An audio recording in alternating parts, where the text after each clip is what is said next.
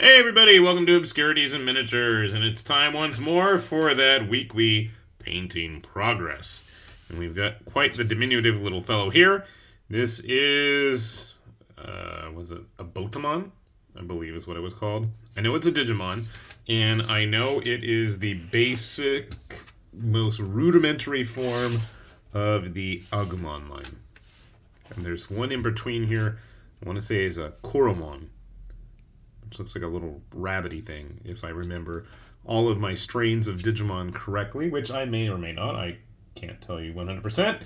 But yeah, there is one that goes in between there while I work on my Greymon and Metal Greymon to go along with Agumon here. And we'll eventually get them all on this channel. But yeah, very cool that Erkman's Minis is going back and doing some very well-established Digimon lines. And obviously I'm going to have to paint them. I may not do the best job of removing the supports or cleaning the plastics, but that's an entirely different subject, and thankfully this guy, you can't really see any of that, and I decided to leave him nice and glossy. I thought since he is, kind of just digital data there.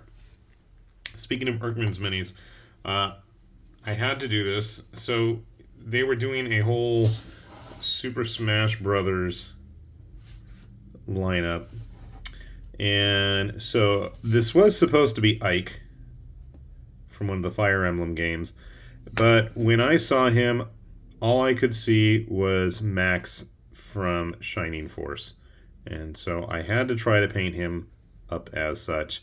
I may not have done the best job, granted, but I did give it a shot. I think I really botched the eyes. I wanted to have those anime eyes, but I think they came out a little blah.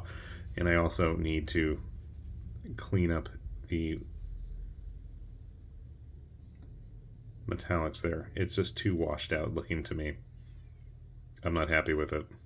I mean, yeah, it may be super zoomed in, and from a distance it looks okay, but, that's just me being my usual picky self.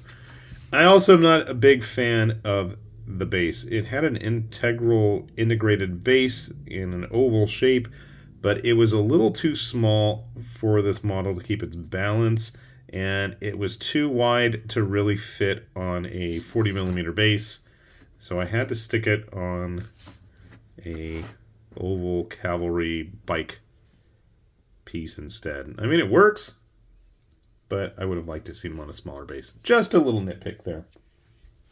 But I thought he turned out okay by my standards. We had a thing for billowy capes this week. So we have this guy, and then we have another billowy cape. This is like a king dude from Lord of the Prince. Somebody was asking me about Lord of the Prince dragons the other day, and I did mention the fact. So this is the on-foot version of him. He was released with like their Chaos-looking warrior release a couple months ago, I think, maybe. And I had started printing the dragon, was all set for it, and then I dropped it, and it broke, and it broke. I mean, and it just ain't no coming back from that kind of breakage, unfortunately, and that just kind of like really soured me. Why is it getting so dark? I don't know. Let's get that fixed, hopefully. I had a really tough time discerning where his face is in there, and my crappy, blotchy skin tone job is not doing me any favors, and yeah, I need to go clean that up. It looks like a mess. Unfortunately, I got that Agrax Earthshade on it, and from a distance, I'm like just eyeballing it. Well, yeah, it looks okay, I guess. And then naturally up close on camera, it looks like a horrid mess. So it is painted at least. And amazingly, I have not broken that base yet with that sword sticking out of it. I thought I would have just smashed the pieces at this point. But somehow I have not. I don't know how, but I haven't. Okay. A totally neon Viking with a fist on his shield for some reason. Why? I don't know. Where's your scabbard? I don't know that either. He did have one at one point. In fact, there was probably some residue of the glue left right there. You kind of see it's all bumpy on the side of his tunic. And again, I mean, yeah, up close, not the best paint job. I didn't even do his eyes or anything. But from a distance, when things are actually in focus, I think it does the job quite decently. So as I was saying, it's a bit of a one-track one trick pony mind of mine this week, and that's mostly because I was busy finishing up my Power Rangers bad guys. Now it is quite glossy, and I kind of like that look. I did give it a little bit of a matte varnish, but it's getting, like, every time I go out to spray stuff lately, the clouds are rolling in. So I was like, I'm not going to test my luck too much this week. So I know this guy was like in the American version of Time Ranger, Time For. I don't know what. I mean, honestly and truly, I've not watched a Power Rangers series since the original, maybe. And I think Gal Ranger, Jungle Fury, and we know how that ended. So that's like best left to history.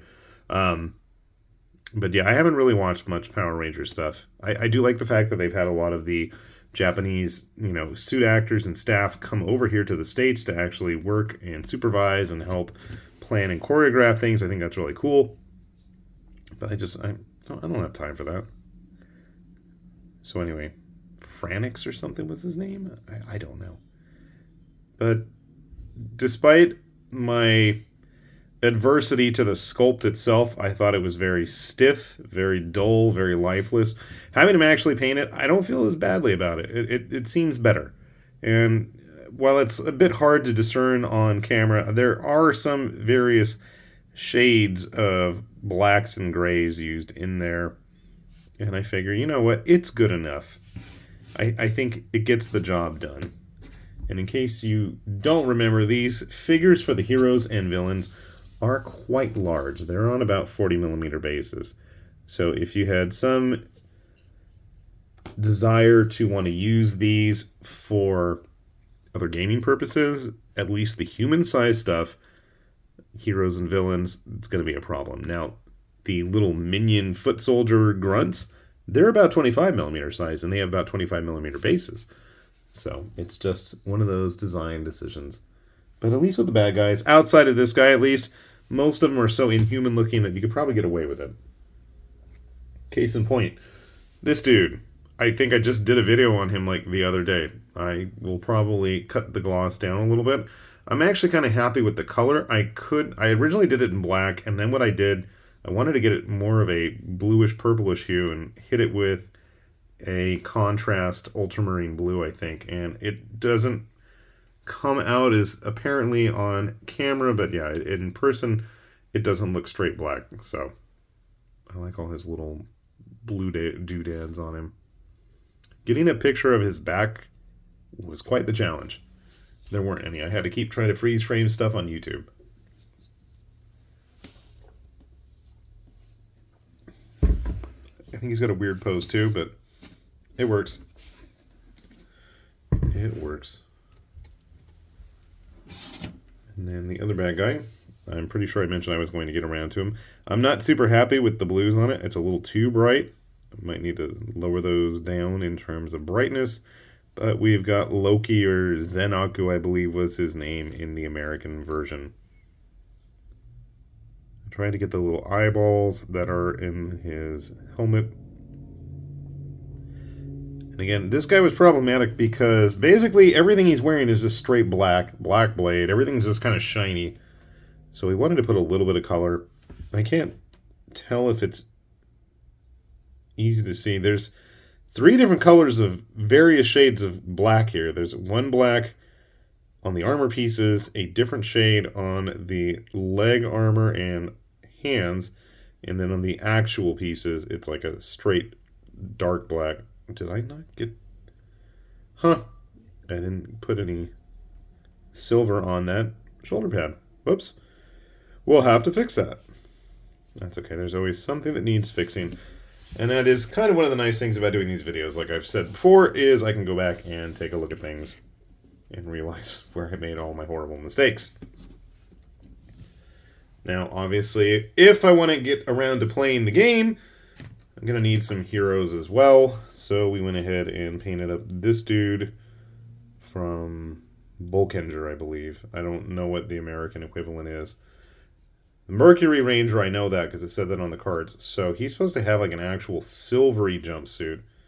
So I blasted him with the silver paint and then tried to work my way up. He turned out all right. I feel like the blue is a little too dark for the actual suit colors, but that's okay. And yeah, I didn't touch a single mold line, just straight up board game plastic for us, which actually became a problem for the next figure. I have no idea what he is. He's some, was he Kyoryujar? That sounds like the right show. He's the Spinosaur driver, I know that. I think that's this guy. I think these two go together. Anyway, he's got a really colorful costume. Problem is, his face design is supposed to emulate both a dinosaur and the jaws there, and there were some horrible mold lines and just some very bad placement, and I'm not super pleased with it. But it's done enough, I guess. So we're making steady progress. That finishes off with